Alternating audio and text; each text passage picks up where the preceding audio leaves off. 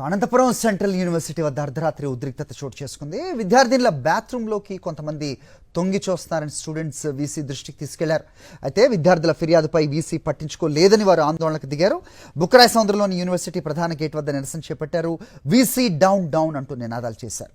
Students నిరసనకు విద్యార్థి సంఘాలు కూడా మద్దతు తెలిపాయి.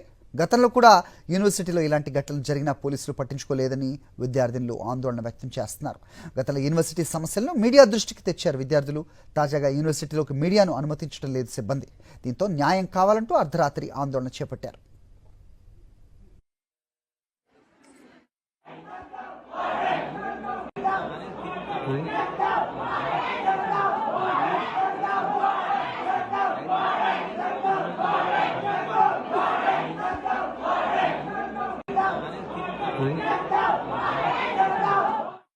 ప్రధానంగా ఏదైతే యూనివర్సిటీ సంబంధించినటువంటి కాంపౌండ్ ప్రాంగణంలో విద్యార్థినులకు సంబంధించినటువంటి టాయిలెట్స్ అదే ఇతర సంబంధించినటువంటి చోట్ల ఇతర వ్యక్తులు వచ్చి అక్కడ వీక్షిస్తున్నట్లు, బాత్రూమ్ సంబంధించినటువంటి చోట వీక్షిస్తున్నట్లు, దాంతోపాటు అక్కడ వాళ్ళకి ఇతర వాళ్ళ నుంచి ర్యాగింగ్, యూటీజింగ్ సమస్య ఉంది అని ఆ సమస్య పరిష్కరించాలని అర్థరైతున్నప్పుడు విద్యార్థులు రోడ్డు ఎక్కడం చాలా దౌర్భాగ్యమైనటువంటి విషయం. విద్యార్థులు వివిధ రాష్ట్రాల నుంచి వచ్చినటువంటి విద్యార్థులు రోడ్డు ఎక్కి ప్రశ్నిస్తున్నారు.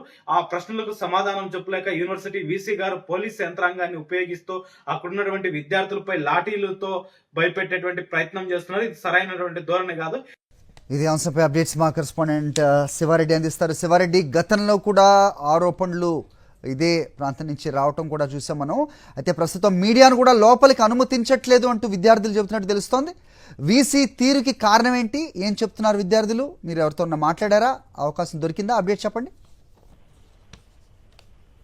ఖచ్చితంగా, ఎందుకంటే వీసీతో పాటు అధికారులు కూడా నిర్లక్ష్యంగానే వ్యవహరిస్తున్న పరిస్థితి కనిపిస్తోంది.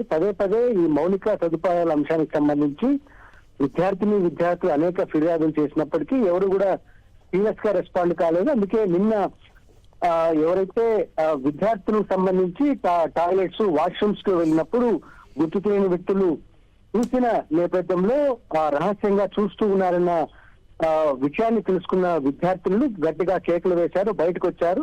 తోటి విద్యార్థులకు చెప్పడం, అక్కడ విద్యార్థులందరూ ఐక్యంగా ముందుకు వచ్చి రోడ్డెక్కిన పరిస్థితి కనిపిస్తుంది. దీనికి ఏఎస్ఎఫ్, ఎస్ఎఫ్ఐ వంటి విద్యార్థి సంఘాల నేతలు కూడా పూర్తి స్థాయిలో మద్దతు ఇస్తున్న పరిస్థితి కనిపిస్తుంది. అదేవిధంగా వైఎస్ఆర్ విద్యార్థి సంఘం కూడా మద్దతు ఇస్తున్న పరిస్థితి కనిపిస్తుంది.